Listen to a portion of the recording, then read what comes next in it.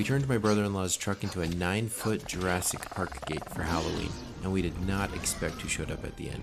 My first objective was to find the biggest cardboard I could for free. After visiting several stores, I rescued 3 of these gigantic 9x8 foot sheets from the compactor at Lowe's. Spared no expense. But they didn't fit in the van, so I had to push them over the seats and shove them all the way to the windshield. Success.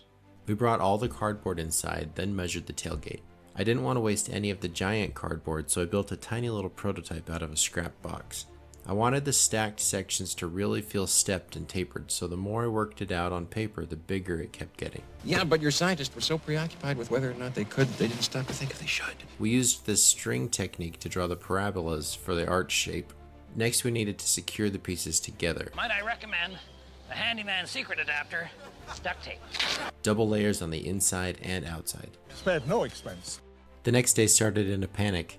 The duct tape was all popping off, and we needed to get the blocks into the garage, but the blocks were too big to fit through the door. That's chaos theory. So Caden trimmed the blocks and started building wood frames inside each block. I started on the paper mache using a glue and water mix, but it gummed up so fast it was completely unworkable.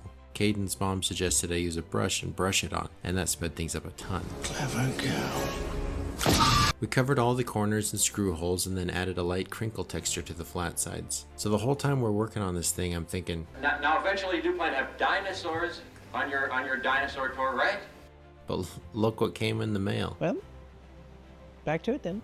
Caden finished the frames and sprayed the blocks with an orange peel drywall texture. The next morning he spray painted the blocks and built a PVC frame for the truck bed. In the middle of setup, Caden misstepped and took a dive off the tailgate and twisted his knee pretty bad. Look at this. See? I'm right again. Nobody could have predicted that Dr. Grant would suddenly jump out of a moving vehicle. At our last stop, we set everything up on the driveway and blasted Jurassic Park sounds.